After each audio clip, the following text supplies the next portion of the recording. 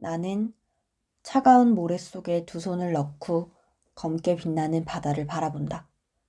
우주의 가장자리 같다. 쇼코는 해변에 서 있으면 이 세상의 변두리에 선 느낌이 든다고 말했었다. 중심에서 밀려나고 사람들에게서도 밀려나서 역시나 대양에서 밀려난 바다의 가장자리를 만나는 기분이라고. 외톨이들끼리 만나서 발가락이나 적시는 그 기분이 그렇게 좋지는 않다고 말했다. 언젠가는 바다를 떠나서 사방을 둘러봐도 빌딩밖에 없는 도시에 가서 살 거야. 쇼코는 언젠가는 이라고 말했다. 17살에도 23살에도. 언젠가는 도시로 나갈 거고 언젠가는 한국을 일주일 동안 여행할 거고 언젠가는 남자와도 함께 살아볼 거고 언젠가는 병원을 간둘 거고 언젠가는 고양이를 키울 거고 무엇이든 해보리라고 내게 이야기했다. 쇼코의 영어는 알아듣기 쉬웠다. 누가 들어도 일본인의 억양을 알아차릴 수 있었지만 발음이 정확했고 세련된 연음을 구사했다. 한국인 학생들과 일본인 학생들이 모여 앉은 등나무 아래에서 쇼코는 유창한 영어로 말했다. 언젠가는 유두 근처에 애벌레 모양 타투를 할 거야. 그의 말에 얼굴이 새빨개지던 여자애들 사이에서 나는 혼자 웃었다. 쇼코는 3명의 여학생들과 함께 우리 학교로 견학을 왔다. 한국 학생들과 일본 학생들의 문화교류라는 주제로 열린 행사였다. 일본 문화가 한국에서 전격 개방되던 해였다. 쇼코가 다니던 학교는 일본 A시의 작은 여학교로 우리 고등학교와 자매학교라고 했다. 쇼코는 그 학교 1학년 중에서 가장 영어를 잘하는 4명 안에 들어서 우리 학교를 방문했다. 이 작은 행사에 들뜬 교장은 그 4명의 학생들을 1학년부터 3학년까지 정교실로 데리고 다녔다. 그 애들은 지치지도 않는지 마지막 목적지인 우리 교실에까지 와서도 명랑하게 인사했다. 쇼코는 부끄러워하는 듯 보였지만 사실은 부끄럽지 않은데 그냥 습관적으로 부끄러운 듯이 말하는 것처럼 보였다. 쇼코가 한국에 오기 전에 엄마와 나와 할아버지는 시간이 날 때마다 집을 청소했다. 쇼코와 나는 같은 학년이었고 나는 1학년 중에서 더듬거리면서라도 영어를 말할 수 있던 몇 안 되는 학생 중에 하나였다. 담임은 그런 이유를 들며 엄마에게 쇼코가 한국에서 머무는 일주일 동안 우리 집에서 머물 수 있기를 청했다. 그 애와 나는 한 뼘쯤 떨어져서 어색하게 우리 집으로 향했다. 현관문을 열고 집에 들어갔을 때 우리를 바라보며 웃던 엄마와 할아버지의 얼굴이 아직도 떠오른다. 쇼코가 누군지도 모르면서 그저 멀리서 온 손님이라는 이유로 활짝 웃으며 반겨주던 그 모습이. 애정 표현에 서툴고 서로에게 웃어주는 일조차 어색해하던 가족이었기에 쇼코를 반갑게 맞이하던 할아버지와 엄마의 얼굴은 낯설고 우스꽝스럽게만 보였다. 네가 쇼코니? 반갑다. 집이 좁아서 불편하지는 않을지 모르겠네. 엄마는 쇼코가 알아들을 줄 안다는 듯이 한국어로 이런저런 이야기를 했고 할아버지는 그 말을 일본어로 전하면서 연신 미소 지었다. 할아버지는 소파에 앉아 텔레비전을 보면서 잿더리 가져와라, 물 떠와라, 발을 데울 더운 물을 가져와라 명령만 할 줄 알았다.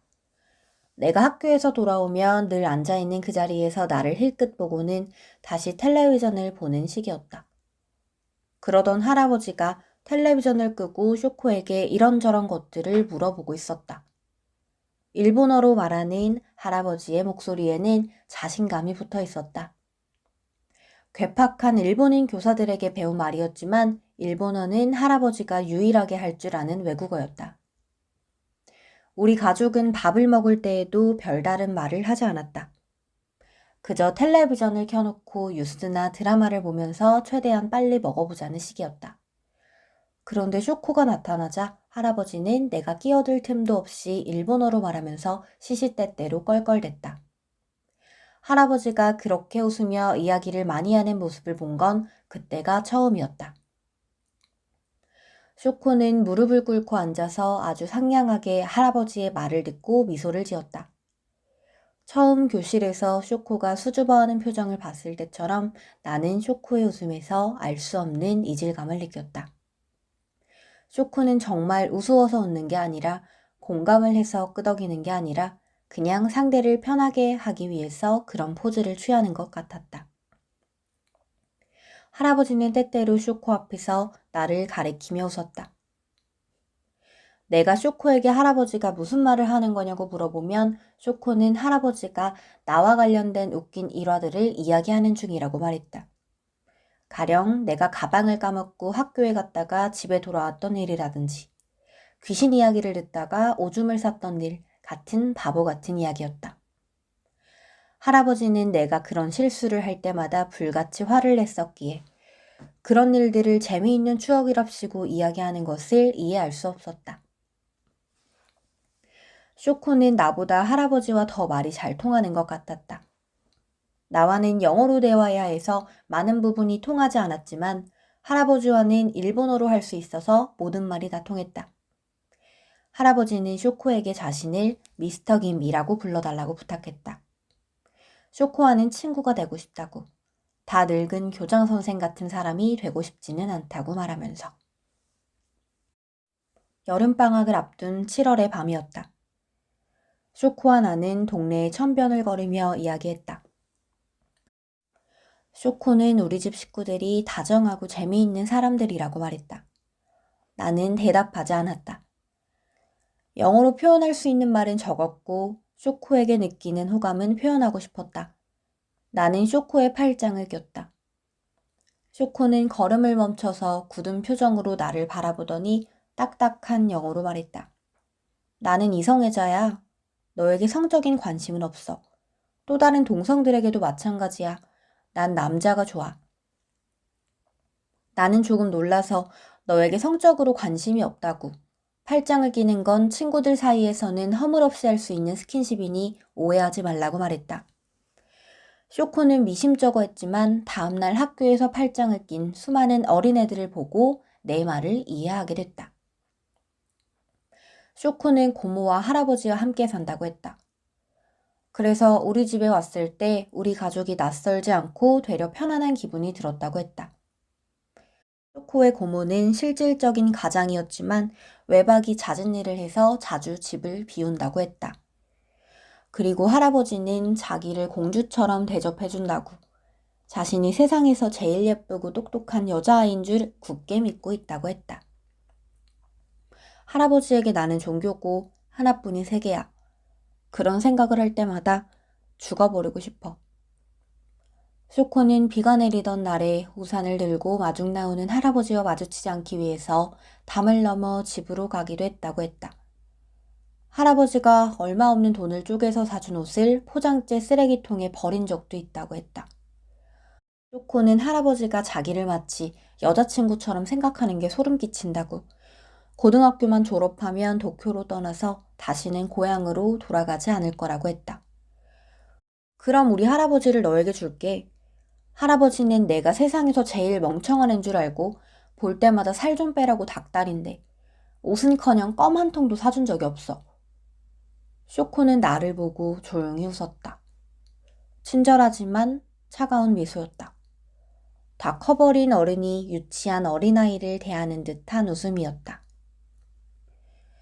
쇼코가 머물렀던 그 일주일 동안 집에는 이상한 활력이 돌았다.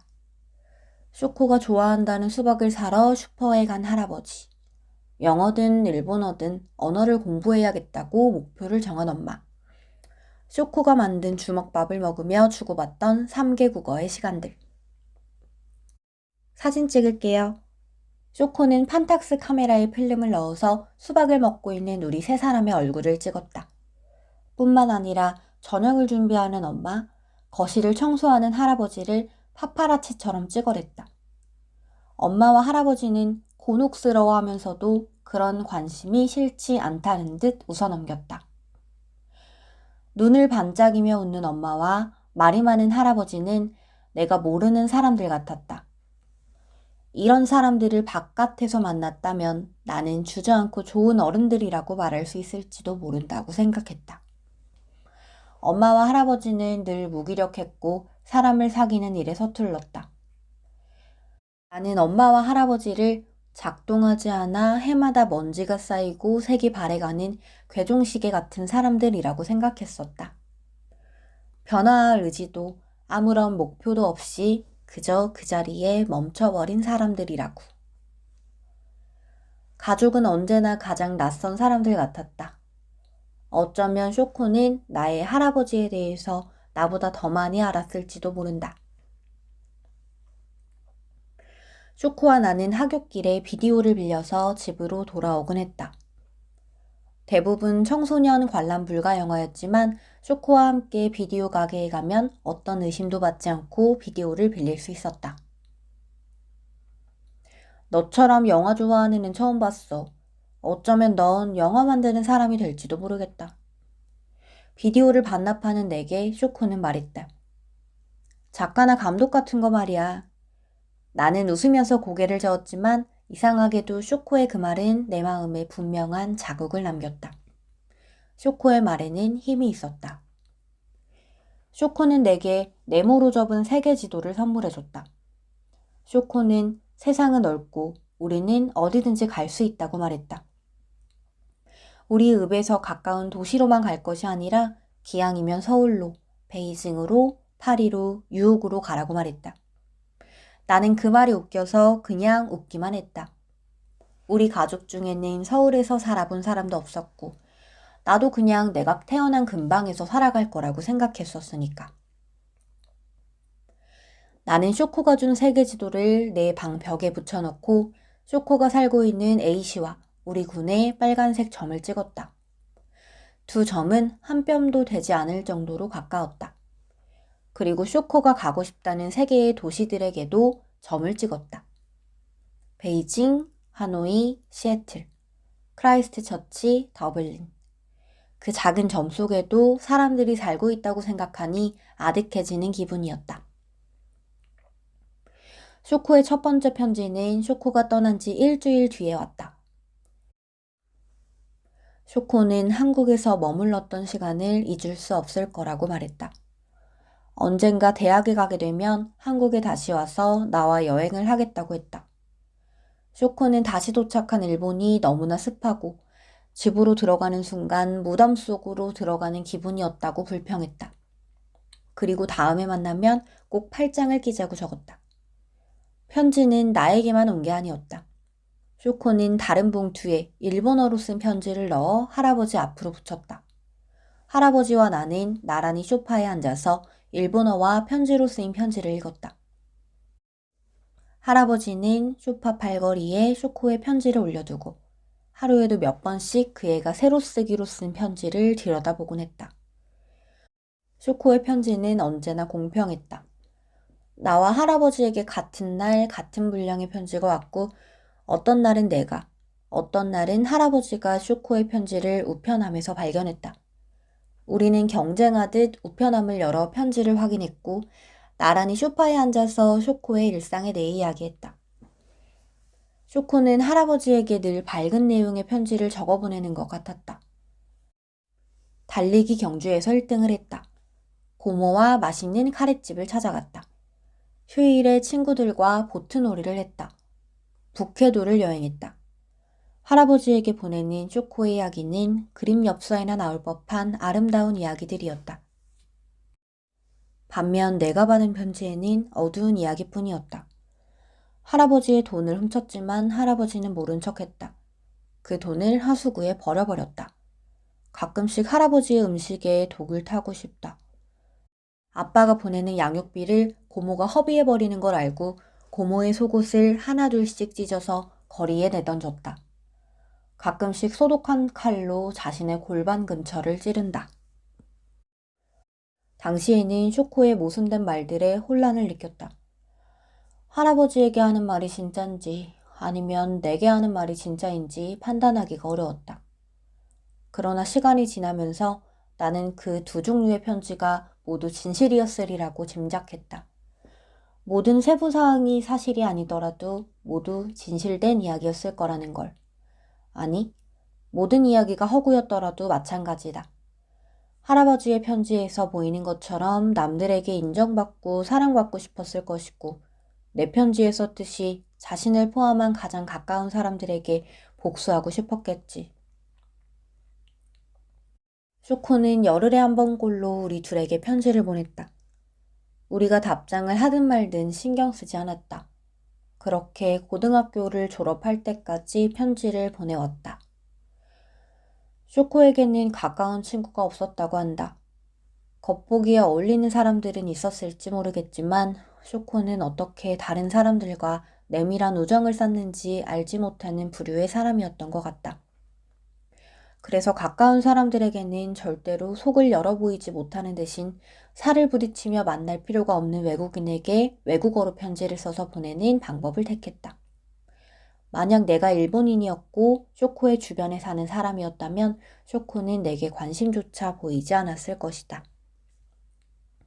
눈에서 멀어지면 마음에서도 멀어진다든가 미운 정이든 고운 정이든 자주 보고 정이 들어야 한다는 말이 있지만 쇼코의 경우에는 달랐다. 자신의 삶으로 절대 침입할 수 없는 사람, 보이지도 들리지도 않는 먼 곳에 있는 사람이어야 쇼코는 그를 친구라 부를 수 있었다. 쇼코는 공부를 잘했다. 어떻게든 도쿄로는 갈 수 있을 것 같다고 했다. 쇼코의 편지는 고교 졸업 직후인 3월에 끊겼다.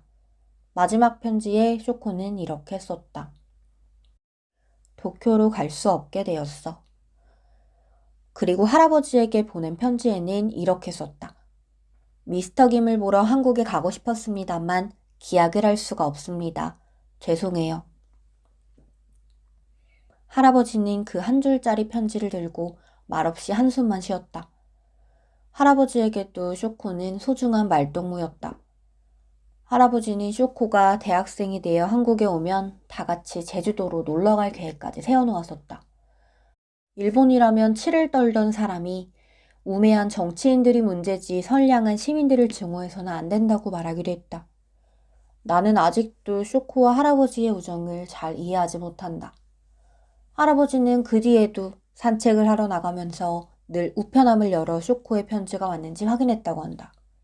나와 통화를 할 때마다 할아버지는 쇼코가 바쁜가 보지. 너에게는 연락이 없었니? 라는 식의 말을 후렴구처럼 꼭 넣고서야 전화를 끊었다. 나는 쇼코의 편지가 더 이상 오지 않아 아쉽긴 했지만 쇼코의 편지까지 신경 쓰기에는 너무 바쁜 약간은 얼떨떨하고 신기한 새내기 생활을 막 시작한 참이었다. 서울의 한 사립대학교에서였다. 쇼코를 거의 생각하지 않고 지낸 날들이었다.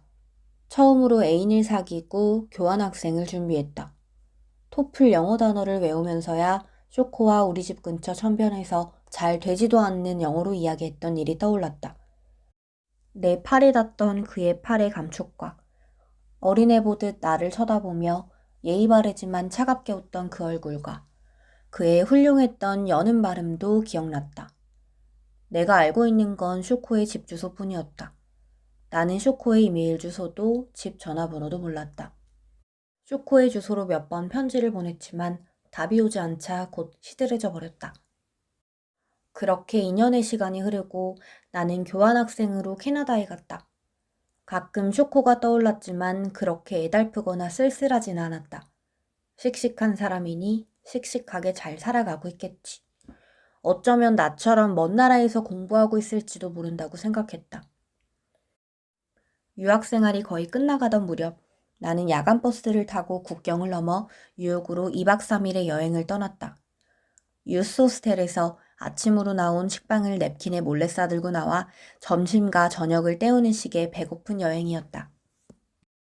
그날 나는 시립도서관 앞 계단에 앉아서 저녁을 먹고 있었다. 누군가가 나를 뚫어지게 쳐다보는 것을 느끼면서 짧은 단발머리의 동양계 여자가 노골적으로 나를 쳐다보고 있었다. 나도 눈싸움에서 밀려서는 안 되겠다는 생각으로 그 여자를 쳐다봤다. 여자는 내 쪽으로 천천히 다가오더니 입을 열었다. 한국에서 왔지? 나 기억해? 나 하나야. 한국으로 견학 갔던 일본인 학생. 나는 천천히 고개를 끄덕였다. 일본인 견학생 중 한 명이었던 하나. 얼굴은 기억나지 않았지만 저음의 부드러운 목소리는 기억났다. 하나는 너무 반갑다며 나를 자신의 아파트로 데려갔다. 3년 전에 미국으로 이민을 왔어. 이민 오기 전에 운이 좋게도 한국으로 갈 수 있었고 아직도 그때의 기억이 생생해. 다들 우리에게 잘해줬었지. 내가 묵었던 집 식구들과 늘 외식하러 나갔던 생각이 나. 내가 돼지 껍데기나 곱창 같은 걸 먹으면 다 같이 박수를 치면서 좋아했었어. 그랬구나. 너도 호스트였잖아, 쇼코에. 나는 대답 대신 고개를 끄덕이며 탁자 끝을 바라봤다. 걔랑 아직 연락하니? 너랑 편지를 주고받는다고 했던 것 같은데. 나는 쇼코에게서 온 마지막 편지에 대해서 이야기했다. 도쿄로 가지 못하게 됐다는 내용의 한 줄짜리 편지를 보내놓고는 완전히 연락을 끊어버렸다고. 어쩌면 내가 쇼코에게 무슨 실수를 했는지도 모르겠다고 말이다. 왜 쇼코와 이메일 주소나 전화번호를 교환할 생각도 하지 못했었는지 나 자신이 한심하다고도 했다. 하나는 옅게 웃으며 쇼코는 잘 있으니 걱정하지 말라고 했다. 쇼코는 우리 도읍의 대학에 들어갔어. 와세다 대학 법학부에 붙었지만 가지 않았어. 문제는 쇼코의 할아버지였다. 신부전증이 발병한 할아버지는 적어도 3일에 한 번은 병원에 가서 투석을 받아야 했다.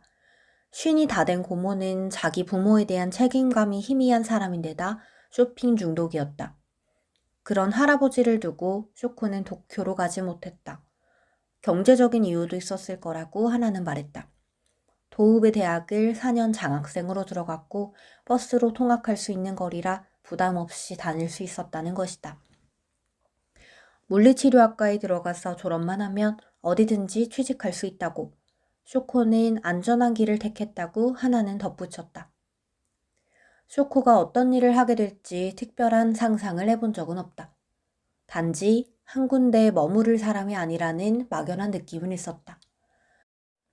쇼코는 마음만 먹으면 어디로든 가서 살 수 있다고 대수롭지 않게 이야기했으니까. 그래서 쇼코가 아직도 자신이 태어난 고향에서 한 발자국도 움직이지 못했다는 이야기가 마음에 남았다. 3일에 한 번씩 할아버지를 데리고 병원에 가는 쇼코의 모습. 와세다 대학에 입학 허가증을 버리는 쇼코의 모습. 아마 이틀 이상은 여행도 못했을 쇼코. 쇼코에게 느꼈었던 서운함과 이상한 죄책감이 하나의 아파트에서 모두 사라져버렸다. 하나는 미국에서의 생활과 대학에 관한 이야기를 쉴 새 없이 했다. 나는 그 말들에 집중하려고 했지만 자꾸 쇼코의 일이 생각나서 하나의 말을 제대로 듣지 못했다. 아무리 그렇다고 해도 왜 그렇게 갑자기 연락을 끊어버렸는지, 그토록 빠져나오고 싶다던 집에서 할아버지의 병수발을 들고 있는지 당시의 나로서는 이해할 수가 없었다. 나는 하나에게 내 이메일 주소를 알려주고 혹시나 쇼코의 메일 주소를 아는 사람이 있으면 내 메일로 보내달라고 부탁했다. 하나에게서는 답이 오지 않았다. 마치 쇼코가 자기의 연락처를 알려주지 말라고 부탁한 것처럼 느껴졌다. 대학교 4학년 여름, 나는 쇼코의 집을 직접 찾아갔다. 도쿄에서 야간 버스를 타고 주소를 물어 쇼코가 살고 있다는 마을로 갔다. 그 마을에 있는 작은 여관에 짐을 풀고 적어도 일주일은 머물고자 했다. 쇼코가 집에 없다고 하더라도 이틀을 넘기지는 않으리라는 계산이었다. 쇼코의 얼굴이나 한번 보자. 그런 마음이었다. 일본에 도착하고 나서야 쇼코가 그리도 싫다고 말했던 일본의 습기라는 게 어떤 것인지 몸으로 이해했다. 공기 중에 섞인 수분은 그 자체로 땀 같았다. 땀구멍으로 땀이 나오는 게 아니라 공기 중에 녹아있는 땀이 내 피부에 닿아서 흐르는 것 같았다. 쇼코의 집은 길을 건너면 바로 바닷가가 나오는 골목에 있었다. 작은 단독주택들이 붙어있는 조용한 지역이었다. 중년 남자 둘이 부두에 앉아서 낚시를 하고 있었다. 아이들뿐만 아니라 젊은 사람들조차 찾아보기 어려웠다. 가끔씩 지나가는 자동차나 스쿠터 소리가 들려오는 소리의 전부였다. 나는 쇼코의 주소지로 걸음을 옮겼다. 코발트색의 대문. 명패는 없었다. 막상 대문 앞에 서자 전에 없던 용기가 생겼다. 적어도 쇼코가 나를 모른 척 하지는 않으리라는 확신이 들었다. 쇼코를 못 보고 돌아간다 해도 상관없다고도 생각했다. 당시에 나는 거기까지 간 노력이 허사가 될 수 있는 모든 가능성들을 나열하고 그 가능성에 대해서 마음을 열어놓으려고 노력했던 것 같다. 문은 생각보다 빨리 열렸다. 키가 큰 백발의 노인이 나를 보며 웃고 있었다. 어두운 피부에 붉은기가 돌았다. 대학 새내기 시절에 배웠던 교양 일본어를 떠올려 보려고 했지만 입에서는 그저 쇼코, 쇼코의 친구, 한국, 편지 같은 단어들만 더듬더듬 튀어나왔다. 노인은 그런 나를 보고 웃으면서 알아듣지 못할 일본 말들을 하더니 안으로 들어오라고 손짓했다. 그곳에는 붕꽃을 심어놓은 작은 마당과 반질반질한 나무 마루가 있었다. 노인은 그 마루에 앉으라고 손짓했다. 나는 신발을 벗고 마루로 올라가 앉았다. 노인과 나는 거리를 두고 앉아서 부끄러운 듯 말을 이어갔다. 무슨 말인지 알아들을 수는 없었지만 그의 말에는 대부분 쇼코라는 고유 명사가 들어갔다. 자기 할아버지는 자기가 세상에서 제일 예쁘고 똑똑한 줄 안다고. 그래서 숨이 막힌다던 쇼코의 말이 떠올랐다. 노인은 나에게 얼음물을 한 컵 가져다 줬다. 쇼코, 조심스러운 목소리였다. 그러더니 한국에서 소유가 왔다고 말하는 것 같았다. 방 안에서는 작은 소리조차 들리지 않았다. 노인은 문고리를 돌려보더니 안에서 문이 잠겼다고 몸짓으로 말했다. 덥고 습한 날씨였지만 서늘했다. 쇼코는 더 이상 나를 보고 싶어 하지 않는다.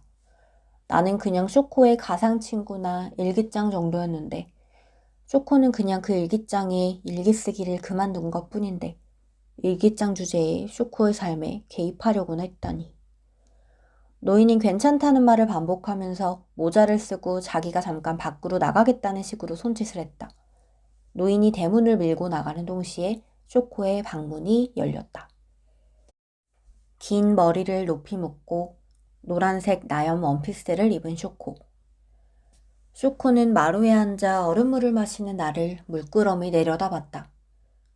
그리고는 타박타박 걸어서 조금 거리를 둔 채 내 옆으로 와서 앉았다. 쇼코에게서 섬유유연제 냄새가 났다. 우리는 아무 말도 없이 그냥 정면을 응시하고 앉아 있었다.